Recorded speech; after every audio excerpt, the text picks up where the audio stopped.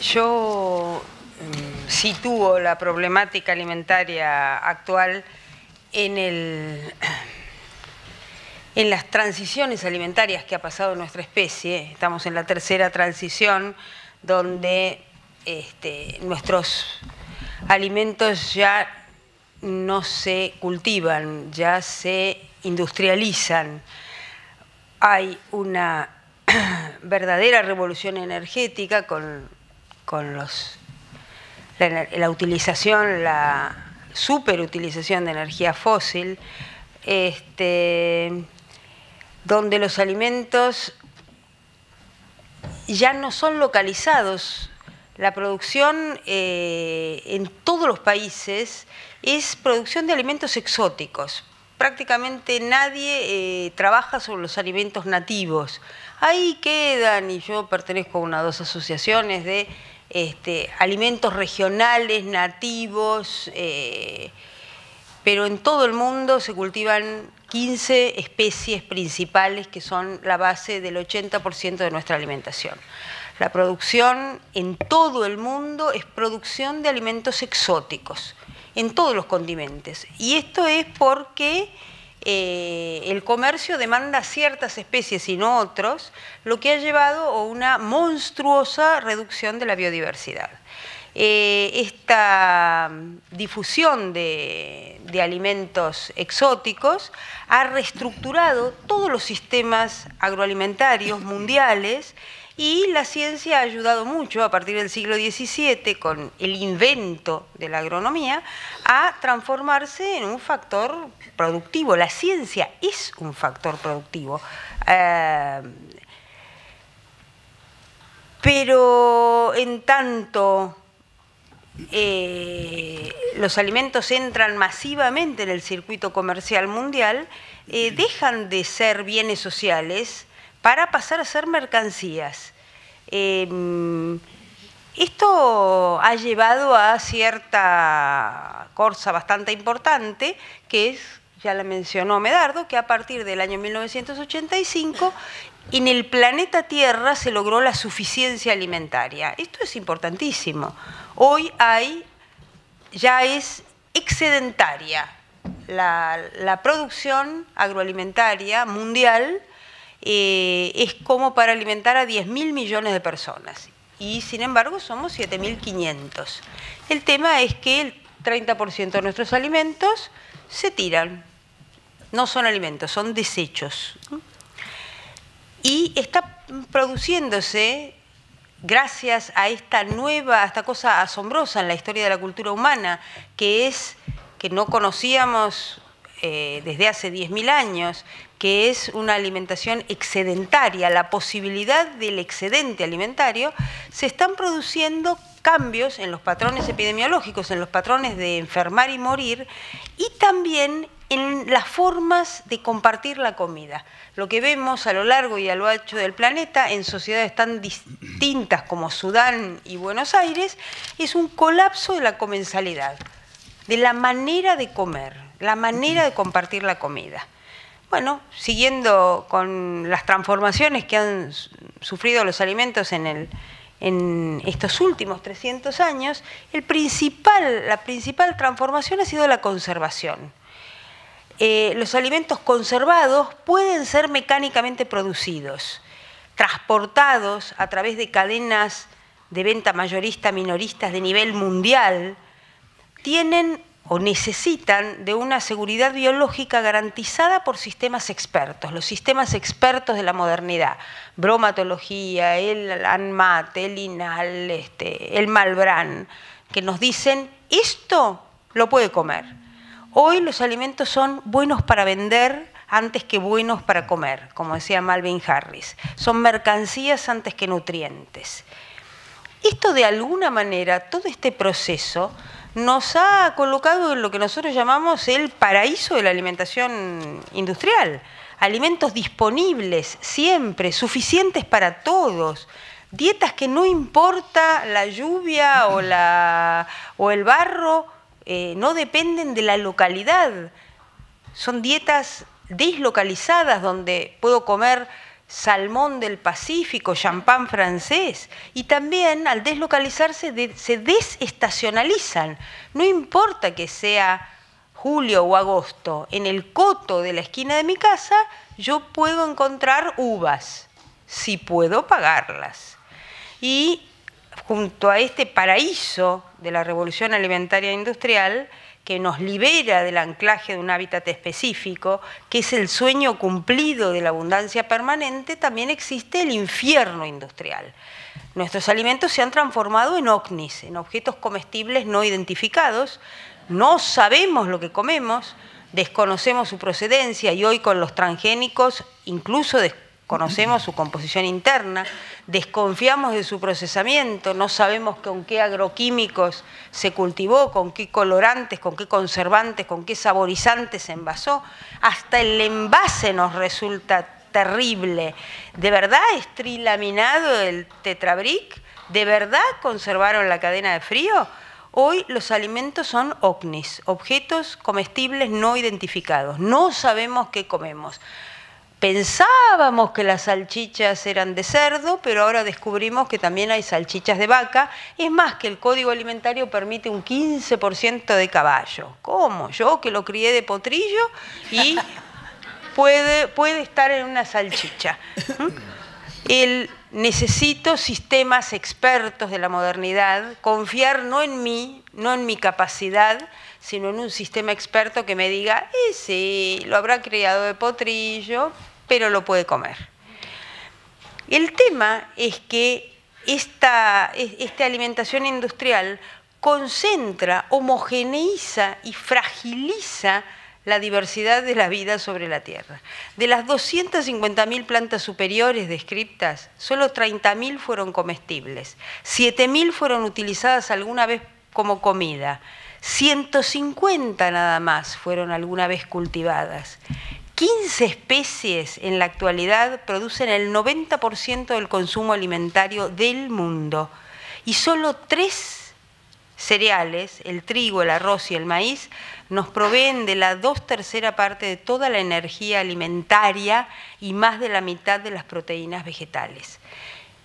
Estamos fragilizando los ecosistemas, estamos homogeneizando. Nuestro problema en este momento es la reducción de la variedad inter e intraespecífica, porque lo que nos muestra este gráfico es cómo en Estados Unidos, que es donde hay registros, traté de hacerlo para Buenos Aires y no para Argentina y no se puede hacer, cómo en 1903 se plantaban 307 variedades de maíz dulce.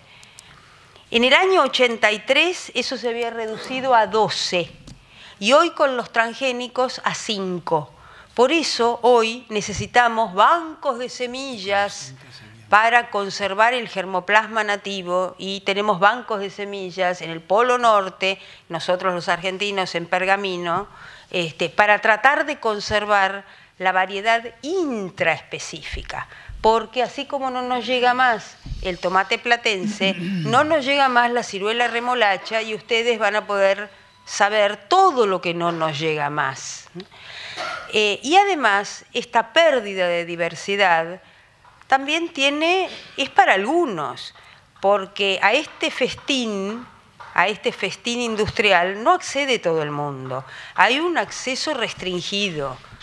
Es cierto, los alimentos industriales, estandarizados, esterilizados, coloreados, saborizados y envasados, no tienen el sabor fresco, pero además no todo el mundo accede ni siquiera a estos alimentos industrializados.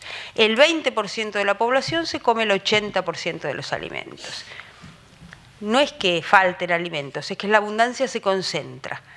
Es más, los principales países o regiones con alta prevalencia de desnutridos, la India, América Latina, el sudeste asiático, África, son también grandes productores de alimentos, pero sus alimentos no se los comen los africanos, los venden a los europeos. Entonces, tenemos que poner un ojo en la forma como estamos produciendo nuestros alimentos. la forma como estamos distribuyendo nuestros alimentos y el objetivo de esta mesa es la forma como estamos consumiendo nuestros alimentos. Tenemos una crisis que se da simultáneamente en las tres áreas. Volviendo a los alimentos, pero esta vez ya como materialización de relaciones sociales, yo quiero marcar que hemos pasado de los frescos a los creados, hasta el punto que las Naciones Unidas ha propuesto una nueva categorización de los alimentos, la categorización NOVA, que es una forma de categorización de los alimentos de acuerdo a su procesamiento. Entonces vamos a encontrar 4 clases de alimentos.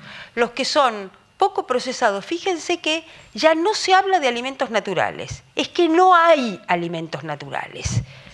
Cuando yo abro mis cursos, en general le pregunto a mis alumnos, ¿qué alimento natural comieron ayer? Y siempre alguno dice, una manzana, una mandarina, un choclo. No, un choclo tiene 8.000 años de domesticación. Un choclo es el producto de un alimento natural, que era el teosinte, que era apenitas una hilita de dientes triangulares envueltos en una chala que parecía de seda, que se rompía la chala y se plantaba solo. Ese era el teosinte. De ahí al marlo gigantesco con 100 granitos y una chala triple, cuádruple, dura, hay 8.000 años de intervención humana. El maíz se extingue con nosotros. El maíz no puede plantarse por sí mismo. Es una creación humana y si los humanos nos morimos, el maíz se muere con nosotros. Alimentos naturales quedan muy pocos. Algún pescado que uno pesca y se lo come, miel del monte si llega a conseguirla, con abejas salvajes, qué sé yo, hongos recogidos abajo de un pino. Muy pocos alimentos naturales. Casi todos nuestros alimentos son procesados, poco o mucho, pero procesados. Hay entonces alimentos procesados, poco procesados, muy procesados, ultraprocesados y otra categoría que son alimentos para preparar alimentos. El aceite, usted no se lo comen, no se lo toman, no es un alimento para preparar otro alimento. O sea, 4 categorías. Y las guías alimentarias de algunos países, por ejemplo, las de Brasil, que recomiendo, dice directamente, ultraprocesados, evitarlos. Los ultraprocesados son alimentos como las barritas de cereal o los qué sé yo, alimentos congelados listos para consumir, los ravioles congelados listos para consumir. ¿Son accesibles? Sí, son accesibles. Son omnipresentes, están en todas partes. Un kiosco está lleno de ultraprocesados. Vende ultraprocesados, es un especialista en ultraprocesados. Son convenientes, duran muchísimo, los puedo estoquear, están listos para consumir. No necesito plato, cuchillos, agarro, pelo la barrita de cereal, muchas gracias, y me la como ahí mismo. Son atractivos desde el punto de vista sensorial y para la industria son extremadamente rentables. Para el comensal tienen un alto contenido energético por volumen, un alto contenido de grasas no saludables y azúcar, un bajo contenido de micronutrientes, son hiperpalatables, llenos de azúcares y grasas. Esa combinación para los humanos es mortal, es lo que no había cuando se formó nuestra anatomía, así que la vamos a ir a buscar donde sea. Producen habituación, se presentan en grandes porciones, permiten comer sin atención y son fruto de un mercadeo agresivo, yo diría súper agresivo. El mercado nos ofrece energía barata y micronutrientes caros. Y si los alimentos son buenos para vender, la lógica del mercado concluye que van a comer solo los que tengan para comprar. Hoy en día, la industrialización de alimentos ha hecho que se eliminaran cualquier frontera posible entre los alimentos y cualquier otro tipo de mercancía. Los alimentos son mercancías y deben ser considerados mercancías, no nutrientes. Si queremos que haya salud en la alimentación, la vamos a tener que poner desde afuera. no desde la industria. La industria usa a la salud como marketing. Los claims, que ya se nombraron acá, en los alimentos funcionales, no tienen nada que ver con la ciencia. Tienen como objetivo instalar la salud como una mercancía más, adosada a los alimentos. No son saludables, son vendibles. No sé si ustedes han tenido esa desgraciada experiencia, pero estos alimentos que se presentan, se presentan como saludables, por eso los juicios a Actimel y Activia en Europa, están en un supermercado, en una góndola especial que dice salud activa. Tu abuela, precios activos, valen 4 veces más que los yogures normales. La dieta industrial está en manos de 250 holdings internacionales, de los cuales solo el 5% comenzaron siendo industrias del tercer mundo. La mayor parte de ellos son y repiten los patrones alimentarios del mundo anglosajón. Estos 250 holdings, Mars, Unilever, Nestlé, etcétera, ustedes los conocen, Kraft, deciden el destino de la dieta industrial en todo el planeta. Yo tuve la terrible experiencia de ir al supermercado en Jartum, en Sudán, y encontré las mismas cosas que encuentro en el coto de la esquina de mi casa.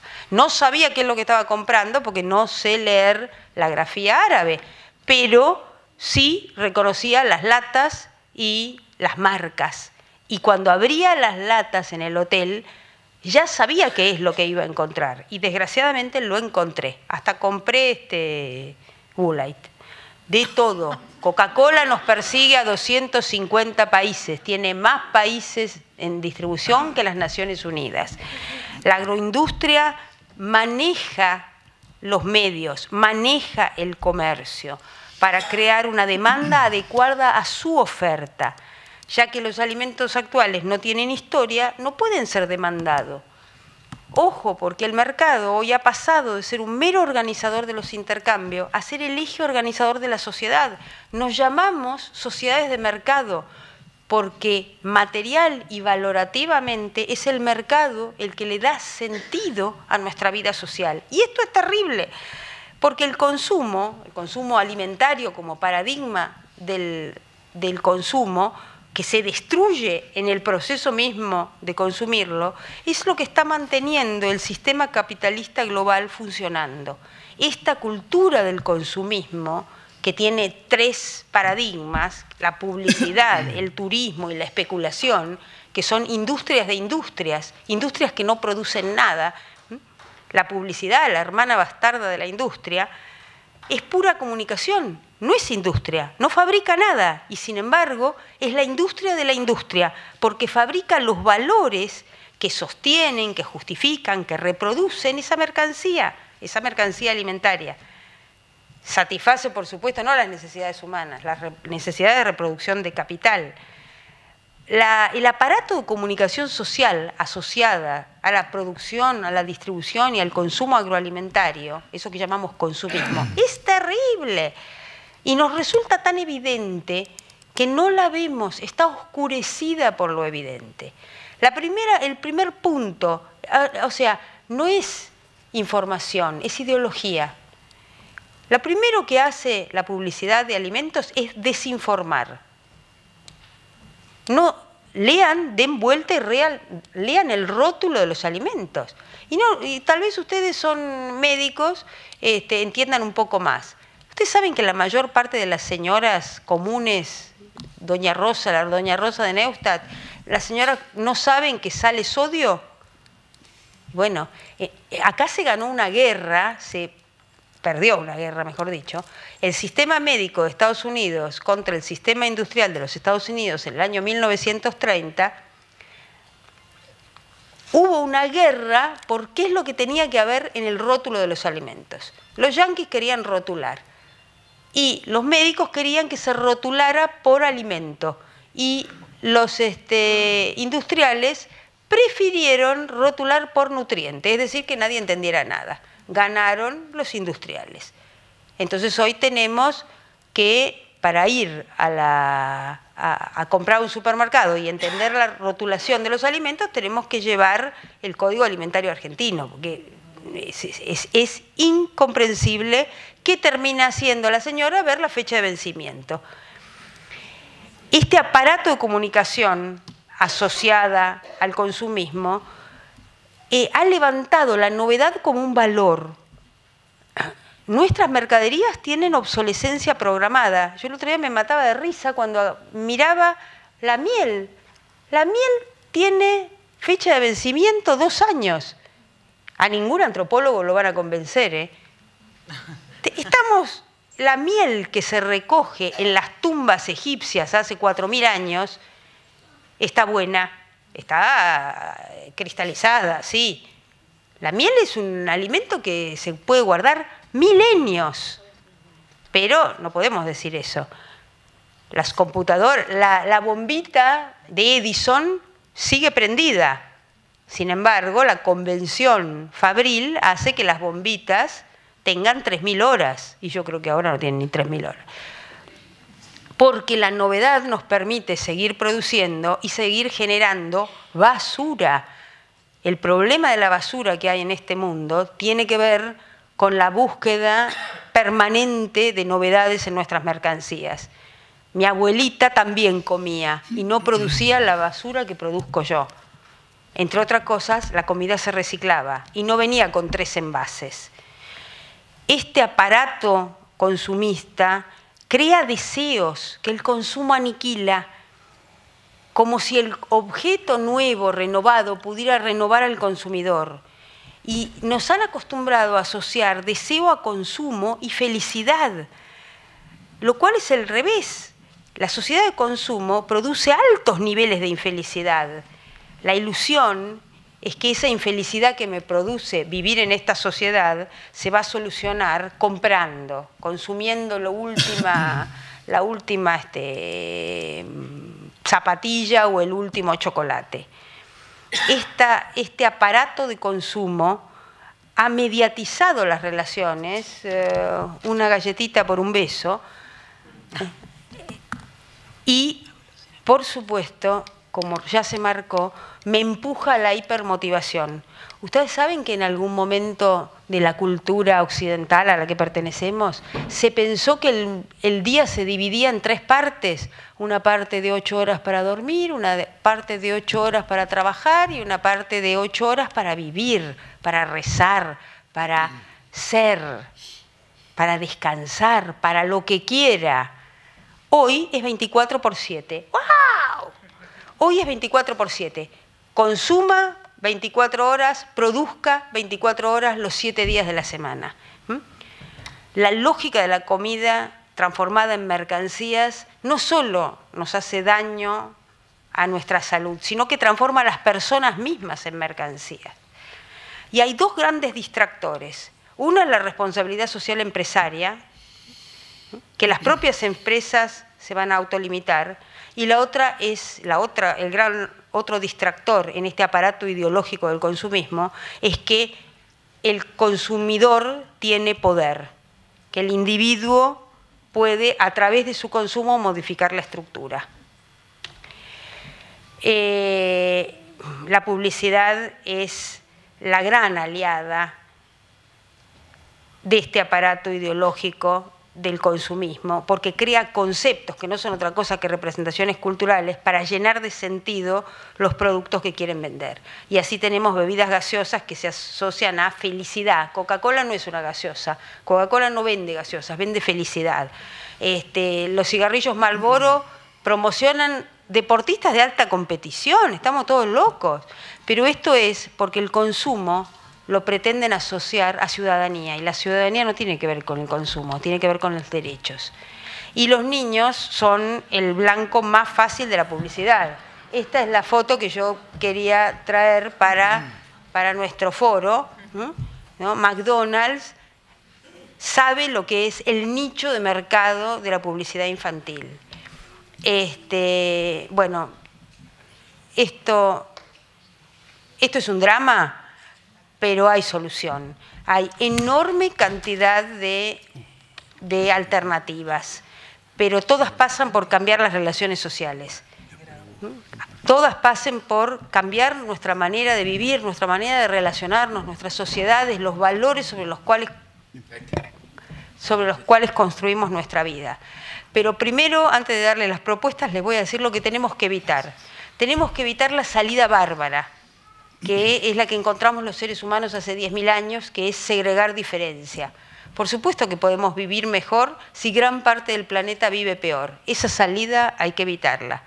Y hay que evitar otra salida bárbara, que es esperar el colapso y que sobrevivan los elegidos.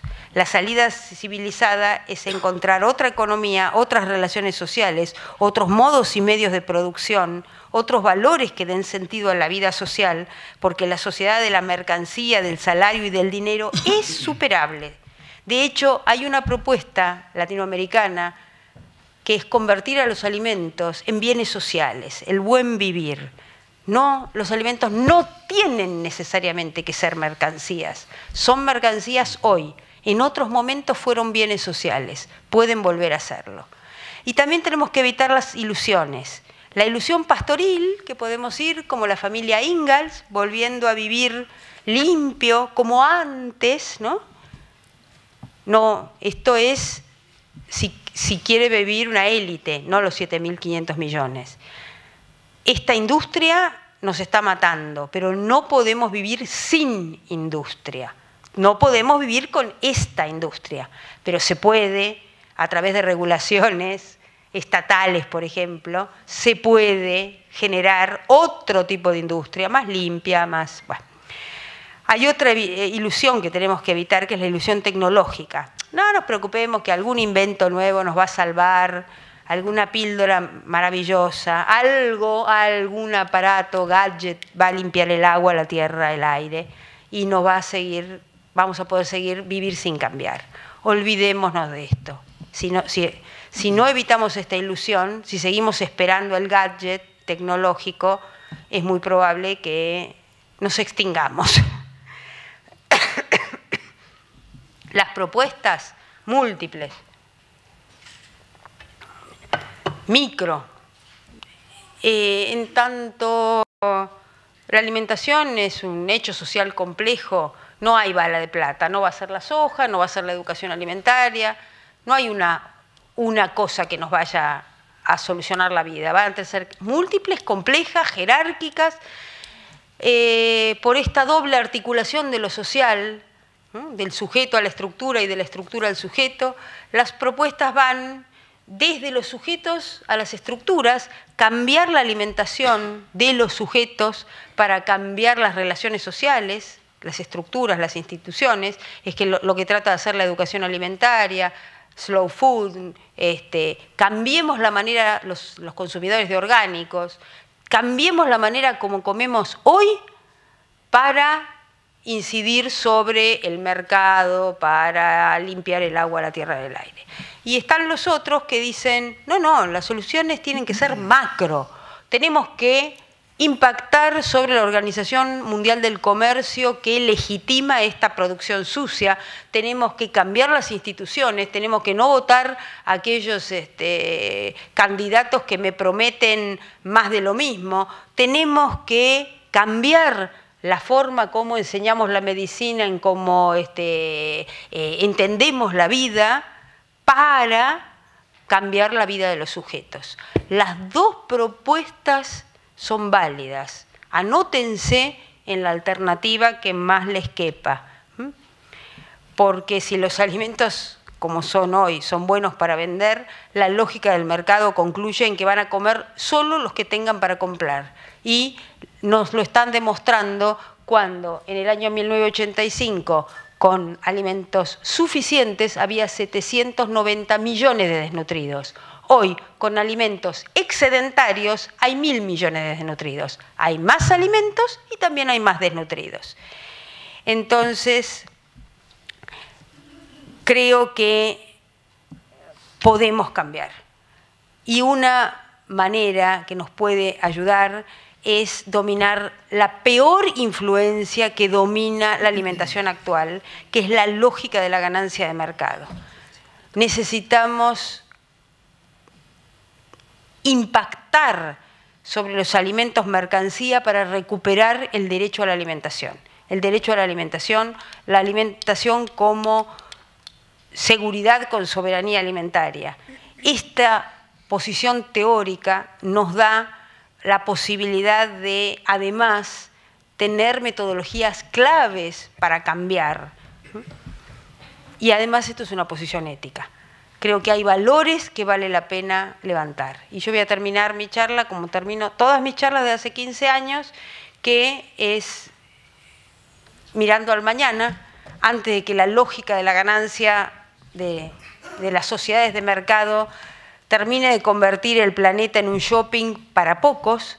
Se puede y se debe producir nuestra comida con sustentabilidad, distribuirla con equidad y consumirla en comensalidad. Muchas gracias.